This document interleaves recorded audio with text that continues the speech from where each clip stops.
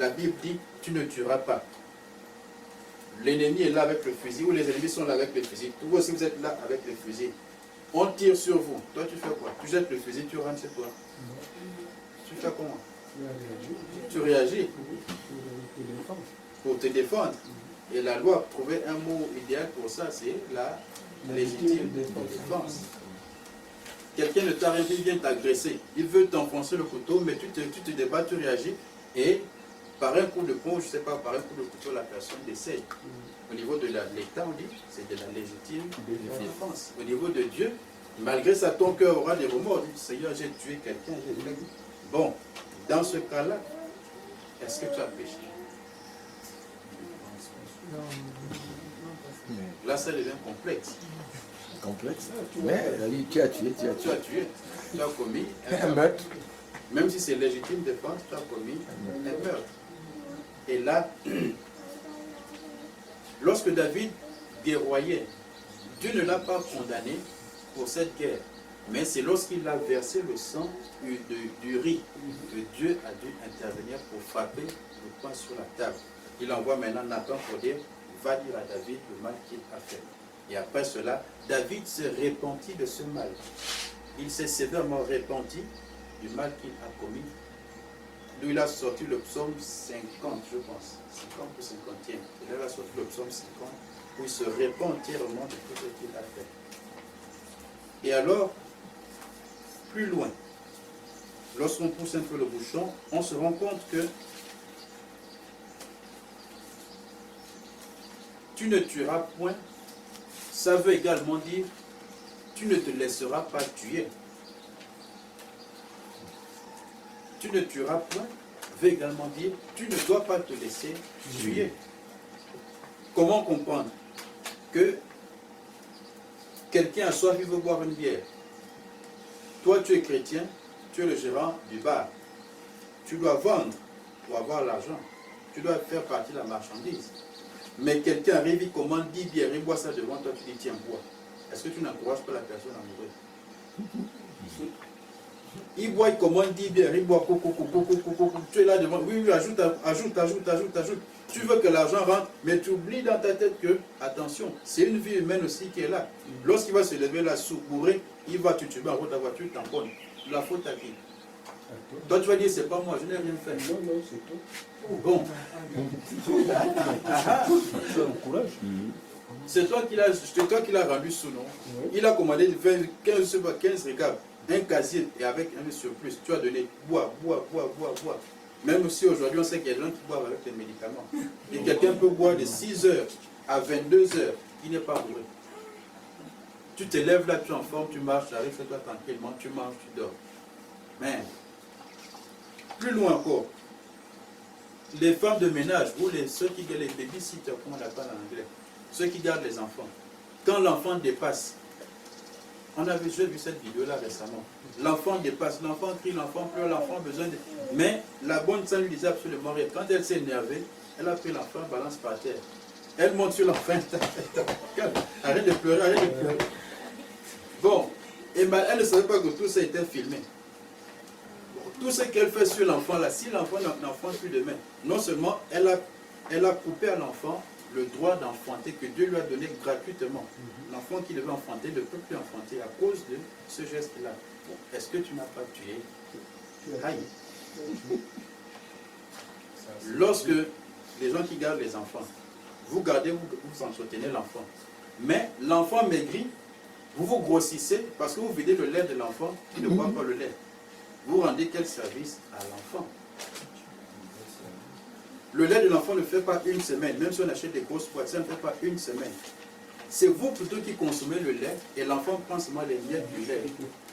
Bon, vous rendez quel service à l'enfant? Voilà. Si les parents, quand les parents vont apprendre cela, qu'est-ce qui va se passer? Si ce n'était que là votre gagne-pain, vous allez faire comment? Voilà. Vous perdez votre gagne-pain. Et donc, tu ne tueras pas, tu ne te laisseras pas tuer, veut aussi dire, la vie a peut-être dépassé les gens. Un problème t'a peut-être dépassé. Tu n'as pas de solution. Tu n'as que la facilité. Prends des comprimés, tu te soucies, tu meurs. Dieu dit, Tu ne tueras pas, ça veut dire aussi tu ne te laisseras pas tuer. Mais quand tu te laisses tuer en prenant les médicaments, les comprimés, tu vas les comprimer à cause d'un problème, tu vas les comprimer, tu perds ta vie. Mon frère, tu te tues toi-même. Et quand tu te tues toi-même, tu penses que tu iras où? Au paradis. Ah non, hein. Tu n'es pas d'emblée pour le paradis. C'est la raison, l'une des raisons pour laquelle on a beaucoup des esprits qui hantent ça et là, qui se baladent parce qu'ils ne savent pas où aller, ils n'arrivent pas à trouver, comment on appelle ça, cette voie, cette lumière, ou alors à franchir cette rivière qui les sépare, qui les éloigne des autres. Dans le cadre de l'anthropologie bantou, de l'anthropologie africaine, j'ouvre juste une petite brèche. Il y a ce qu'on appelle le village des ancêtres. Ce village est réservé aux personnes matures et aux personnes qui ont posé de bons actes pendant leur vie. Lorsque tu décèdes, avec le bien que tu as fait autour de toi, lorsque tu décèdes, tu vas rentrer dans ce village-là. Tu deviens maintenant, pour ceux qui sont restés derrière toi, un ancêtre. Ceux qui ont souvent 4 yeux, ceux qui vont consulter les gens qui ont des 4 ou 5, 6 yeux, il y en a qui vous diront parfois, ah, il y a tel esprit que je vois toujours accompagner à côté de toi, tel esprit que je vois toujours là-bas qui te protège, qui fait ça, qui fait ça, qui fait ça. Qui est cet esprit, qui est cette personne? Ce n'est que ton parent qui est décédé, qui est resté ton ancêtre et qui veille sur toi, qui te protège. Et donc, ce village des ancêtres n'est pas ouvert à tout le monde. Quelqu'un qui s'est suicidé, par exemple, même si tu as 80, 60 ou 80, 90, 100 ans, lorsque tu es suicidé, tu n'as pas accès à ce village-là. Et donc tu commences à errer par-ci, par-là. Les gens qui dorment, on te voit, on a rêvé il était en bordure de route, au milieu d'un carrefour, il est en train de chercher où partir. Parce que toi-même, tu t'es privé de cette voie. Mais là-bas n'est pas l'essentiel. Alors, Dieu dit, tu ne tueras pas. Mais l'homme, consciemment ou inconsciemment, parfois tue. Nous avons pris l'exemple la fois passée. Lorsque ta fille de 13, 14, 15, 16 ou 18 ans t'apporte une grossesse dans la maison, toi le père qui ne tolère pas ça, qui refuse ça, tu refuses alors que c'est déjà devant toi. L'enfant est déjà dans le ventre de ta fille, mais tu dis non, je ne crois pas, je refuse ça. Mais l'enfant est déjà là. Alors avec la colère, tu bastonnes l'enfant ou tu chasses l'enfant de la maison. En bastonnant l'enfant, tu peux casser un membre à ton enfant ou à ta fille. En bastonnant l'enfant, tu peux faire que l'enfant sorte du ventre de la fille. En chassant l'enfant, est-ce que c'est la meilleure solution? Retourne où tu as pris la grossesse, retourne chez la personne qui t'a enceinté, voici tes bagages, pars chez vous. Donc tout cela, si l'enfant en partant, par crainte, par la peur de son père et sa mère, va avorter et perdre l'enfant qu'elle a, elle a tué. Mais parce qu'elle a tué, même si elle vit, elle a tué, et toi le père ou la mère qui l'encourageait à faire cela, tu as également tué. Aujourd'hui, on a des femmes ou des mamans qui s'organisent en tontine. Elles prennent leurs filles, leurs enfants, pour des sources de revenus financiers et matériels. La maman ne travaille pas, elle est peut-être retraitée ou au chômage, elle ne veut rien faire de sa vie, même étant jeune, 35, 45 ans, elle est jeune, elle ne veut rien faire de sa vie. Mais elle a des belles filles. Alors, elle envoie telle fille, bon, toi ton rôle c'est ça, par jour tu m'amènes au moins un carton de cotis. Quelle que soit la personne avec qui tu vas sortir, c'est ton problème, mais ramène-moi au moins un carton de cotis. Toi, c'est le riz, le manioc et le maillot que tu vas porter. Quel que soit l'homme que tu vas rencontrer, amène-nous seulement le riz et le maillot, pourvu qu'on ne meure pas de faim. Tu organises ta famille en une industrie où tu vends tes propres enfants. Si l'enfant part prendre la maladie là-bas, la faute sera qui? Oh, je m'en fous, c'est pas moi qui t'ai de prendre la maladie. Bon. Combien nous tuons parfois nous-mêmes nos enfants? Parfois par des mauvais conseils qu'on prodigue à nos enfants. L'enfant vient du dehors avec un sérieux problème. Et au lieu de donner à l'enfant le conseil qui sied, on blâme parfois l'enfant. Et quand parfois c'est devant les autres amis, on blâme l'enfant, on crie sur l'enfant sans mesurer, par exemple, l'état d'esprit de l'enfant. Les enfants peuvent parfois avoir honte. Honte qu'on le gronde en public, honte qu'on le blâme en public. Mais lorsque tu le fais, tu mets l'enfant, tu déstabilises l'enfant. Et si c'est quelqu'un de très fragile, de très sensible, quand il quitte de là, soit il va se suicider. L'enfant va monter sur, je ne sais pas, le pont, bien, je ne sais pas, et plonger, sauter là-bas, parce que non, On m'a parlé devant les gens, on m'a mal parlé devant, on m'a insulté devant les gens, ça je ne supporte pas ça. Mieux je meurs. Et voici comment bêtement l'enfant s'en va perdre sa vie. L'être humain est tellement sensible et fragile que parfois nous avons besoin de tout ce discernement pour savoir parler à nos enfants, à un être humain en général, savoir parler, savoir conseiller. Et donc, il y a même des copines ou des copains qui, lorsqu'il sait qu'il t'a enceinté, il sait bien que c'est lui qui t'a enceinté, mais pour éviter les problèmes, il te dit va avorter. Il sort même l'argent, tu veux combien? C'est 40 000. Tiens, va avorter, voici l'argent, va à l'hôpital. Tu arrives à l'hôpital, tu avortes. Tu es content, tu es fier, oui, je suis redevenue pimpante, belle, l'enfant est sorti. Et tu es fier, sans savoir que tu violes le commandement de Dieu qui te dit, tu ne tueras pas. Tu as ôté la vie d'un être humain. Tu violes le commandement de Dieu. Et alors Dieu te dit ici, attention. Attention pour ce que tu as fait et que tu ne cesses peut-être de faire. Ceux qui ont suivi, je ne sais pas moi, le rire à gogo, je pense. C'est Vera. Celle qui a enlevé 39 grossesses. Voilà. Le jugement dernier. Lorsqu'elle est décédée, on l'a dit pendant le jugement, ok, tu as formé tout un village ici. Tous tes enfants t'attendent là-bas pour aller te frapper. Retourne là-bas. Et elle est partie là-bas, on l'a bastonnée là-bas. Pour dire, c'est juste pour dire que ôter la vie d'un être humain, c'est aux yeux, à nos yeux, parfois ça ne coûte rien. Mais aux yeux de Dieu, c'est un péché grave que nous commettons. Et plus loin encore, les questions se posent.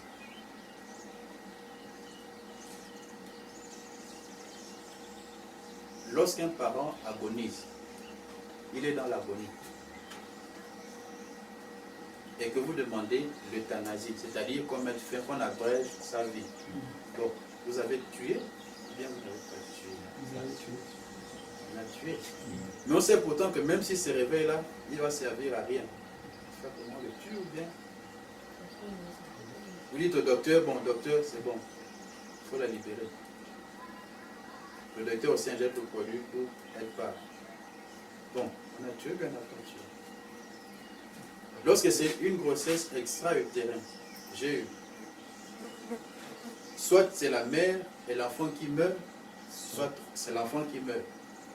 Bon, lorsqu'on grossesse extra-utérine, c'est-à-dire lorsque l'enfant se développe au niveau de la trompe. Et là, ça fait affreusement mal. Ça fait sérieusement mal. À ce niveau, soit tu meurs, tu gardes la grossesse et tu meurs avec l'enfant, soit on enlève l'enfant. Maintenant, lorsqu'on enlève l'enfant, on tue l'enfant. Parce qu'on ne va pas le mettre dans les couverts, on n'a pas encore ces moyens-là. Lorsqu'on enlève, on tue l'enfant, on va enterrer. On a tué ou on n'a pas tué. Ça, c'est d'ordre médical. Voilà. Mais on a enlevé, on a supprimé une vie. Oui. On a tué ou on n'a pas tué. On a quand même tué. Mais on a supprimé un côté, on a gardé l'autre. Oui. Non, c'est toujours. Tuer, c'est tuer. Tuer, c'est tuer. Ah. Il a tué. Oui. Enfin, Plus loin. On va plus loin. Oh, quoi, il bâche. Seigneur, retour à l'envoyeur. Il a voulu me tuer, retour à l'envoyeur. Bon, quelqu'un t'a peut-être lancé, pas moi, un fusil nocturne, je ne sais pas quoi, mais dans ta... Non, Seigneur, retour à l'envoyeur. Cours la personne, le mal ou le fusil nocturne qui t'a lancé pour te tuer, tu le renvoies plutôt chez lui. Et la personne meurt. Tu as tué ou tu n'as pas tué?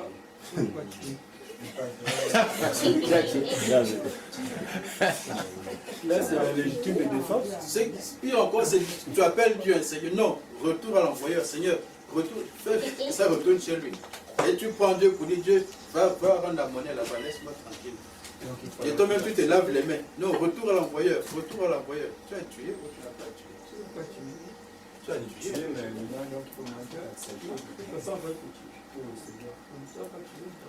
Tu ne dois pas te laisser tuer. C'est ça la défense. Tu ne dois pas te laisser tuer. Mais lorsque tu arrives à cet état-là, on suppose que Dieu te donne ce pouvoir, que lorsqu'on te fait quelque chose, tu renvoies ça à la personne.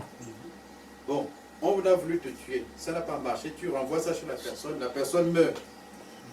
Logiquement, non. Lui-même il s'est tué. Lui-même il s'est tué. C'était pour lui. Parce qu'il a envoyé, et Voilà. l'autre a renvoyé sur renvoyé. la personne qui a envoyé. Donc il s'est tué, comme l'a dit la fille. Donc, Lui-même. autant de points d'interrogation. Et donc là, on se rend compte que une fois qu'on note la vraie personne, on l'a tué. On l'a vraiment, vraiment tué.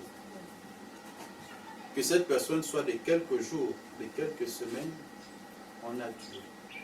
Parce que la vie, on ne sait pas où ça commence, mais on sait souvent là où ça finit, c'est quand la personne meurt. Au premier contact, ovule, spermatozoïde, méiose, mitose, développement des cellules embryons, c'est de suite jusqu'au fœtus. Au premier contact, tout premier contact, la vie a déjà commencé. Lorsque le spermatozoïde féconde l'ovule, la vie a commencé. Oui. La première seconde là, dès qu'il a fécondé l'ovule, la vie a commencé. Si tu supprimes déjà cette vie-là, tu as tué. Ah oui.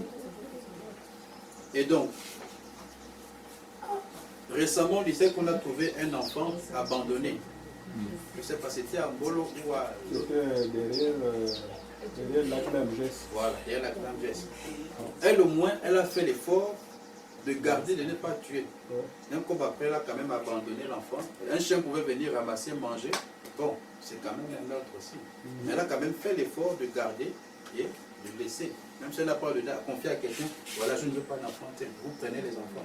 Les mamans qui pleurent les enfants, tenez les enfants. Les pères qui pleurent, tenez, voici l'enfant, moi je n'en veux pas. Mais elle est plutôt allée abandonner l'enfant par terre. Quelque part aussi, c'est condamnable. Et donc, plus loin, peuple de Dieu, la différence maintenant dans tout ça, c'est que celui qui pose un tel acte, atteinte à la vie humaine, cette personne-là a déjà commis un péché aux yeux de Dieu. Et parce que tu as commis un péché aux yeux de Dieu, Dieu et toi, vous êtes maintenant séparés. Sur le plan spirituel, tu es mort. Tu n'as plus de vie. Et c'est là où le Christ maintenant vient pour surpasser cet état d'esprit, pour dire attention, Dieu ne désire pas la mort du pécheur que tu es. Ce n'est pas parce que tu as fait cela, peut-être inconsciemment ou consciemment, il ne désire pas ta mort, mais il veut plutôt que tu sois sauvé. Mais pour cela, qu'est-ce qu'il faut faire? Le Christ lui-même accepte alors de descendre sur la terre pour se sacrifier pour tous les péchés que nous avons commis et pour tous les péchés que nous ne cessons de commettre. Et donc, à ce niveau, Jésus vient pour nous rappeler qu'il est le chemin, la vérité et la vie. Si tu veux vivre, rapproche-toi de Christ. Si tu veux être pardonné pour l'acte que tu as fait, rapproche-toi de Christ. Ne va pas te dire non, voilà ma vie est finie, ma vie est foutue, j'ai fait ça, c'est fini, c'est foutu pour moi. Tu meurs là, tu vas en enfer. Tu meurs là-dedans, tu vas en enfer. Le Christ vient plutôt pour te dire, attention, tu as encore la possibilité de te racheter. Et tu peux te racheter par moi. Maintenant, crois en Jésus-Christ. Reconnais le mal, accepte le mal que tu as fait. Ne le balance pas, ne jette pas. Reconnais-le, accepte cela et confie ça à Jésus-Christ. Demande-lui maintenant de te pardonner pour tout le mal que tu as fait. Et en cela maintenant, lui, il te redonne maintenant la vie. Il te permet d'être réconcilié